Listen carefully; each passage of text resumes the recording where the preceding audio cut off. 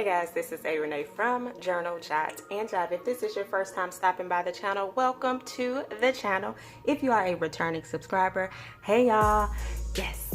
Yeah, I know. It's been a long time. You like, okay, when is she gonna do another video? I haven't seen her. Did she quit? Yeah, so about that, y'all. I don't like doing the whole YouTube, explain my whole life per se, but I'm gonna just say life happens, okay? Sometimes you have to learn when to pause on purpose, all right?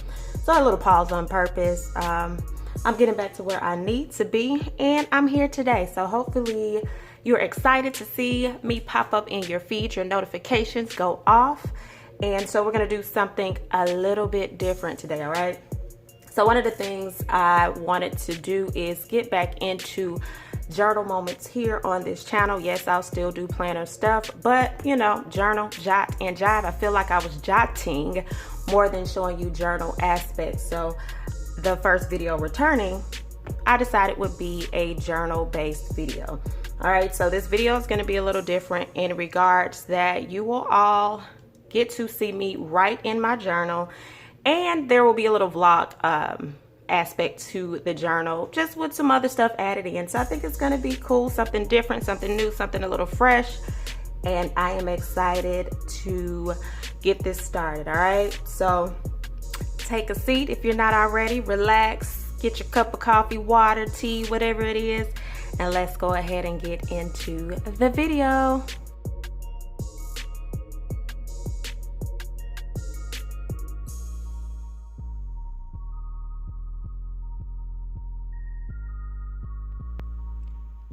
July 16th, 2019. It has been a minute since I've given Journal, Jot, and Jive any true attention. In all honesty, I haven't given that much attention to anything in life.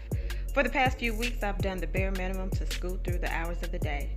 The wave of depression hit yet again. I'm not sure when I noticed it, but the familiar scene returned. I didn't feel like moving. When I did, I wandered aimlessly. I avoided pretty much anybody and anything. I fought to get through work days, and that was just the investment job. I would lie on the couch and binge watch any and everything. My dreams, my goals, my tenacity were all put on hold. The second week of July was quickly approaching. I needed to prepare for my trip to the DMV. My trip scheduled encompassed a Journal, Jot, and Jive session. I would be hosting a journal event at my friend's family reunion. How dope is that? Something that I genuinely love, right? Normally, by now I would be ecstatic, yet here I was full of self-doubt. It wasn't that I didn't possess the know-how, it boiled down to a few things. I was intensely withdrawn, apathy damn near paralyzed me mentally, emotionally, and physically. Then out of all times, here I am yet again with another chalazion. The unattractive growth on my upper right eyelid decided it was going on vacation with me. I attempted to nurse it away, but it won the fight. So at this point, I have to find some fake confidence to overshadow my insecurities with this temporary deformity that has me wanting to crawl under a rock. Oh well, the show must go on, right? Finally, Wednesday, I muster up the energy to pack. Oh, but the packing was for sure a struggle. Everything I tried on made me look fluffy like plush clouds. This was so not the goal in mind. I found enough items to toss in my carry-on that would suffice. I then looked down at my feet.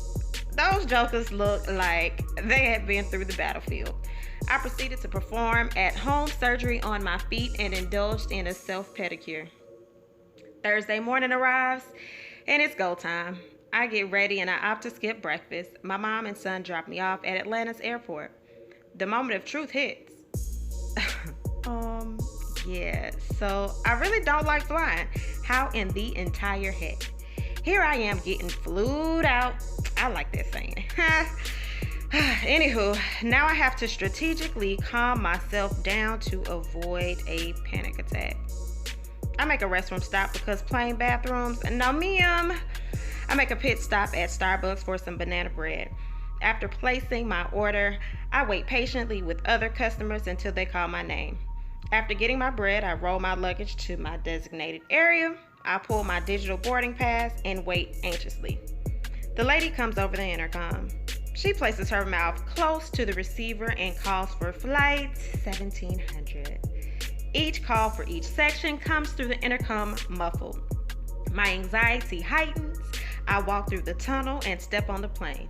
I briefly speak to the passengers on my row. The flight attendant goes over safety procedures. My mind and heart are now racing.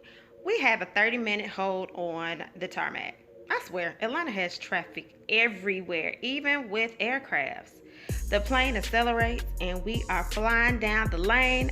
Oddly, it's satisfying and scary at the same time. We are now up in the air. My heart rate is near 145. But here I am, fighting to get this video and some pics. I am definitely a riot.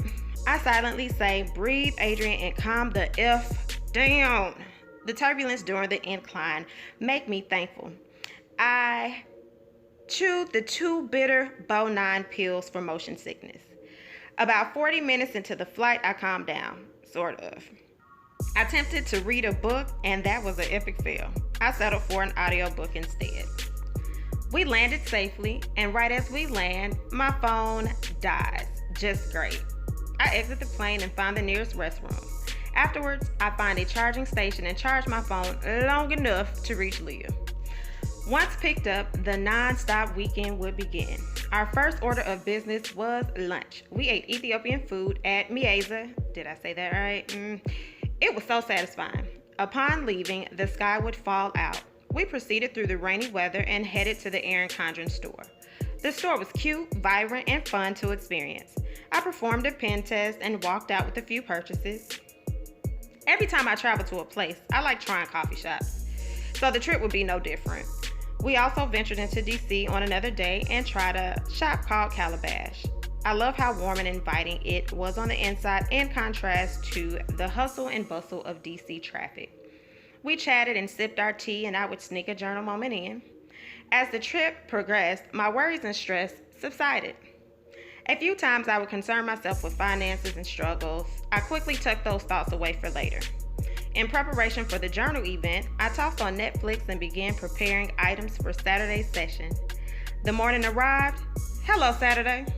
I prepared for the start of the day. We had the items packed and ready to go. I proceeded outside towards the car. As I hopped in the passenger seat, a teen driver, cute as she could be, sat politely behind the wheel. I looked over and she cheerfully said, "I'm driving today." I chuckled, believing it was a joke. Nah, she was definitely driving. I politely hopped my fluffy tail out the front into the back seat. Lord, Lord, Lord. I just conquered my anxiety with flying, and my anxiety quickly returned. I clenched my butt cheeks, closed my eyes, and prayed to God, my daddy, and my grandma.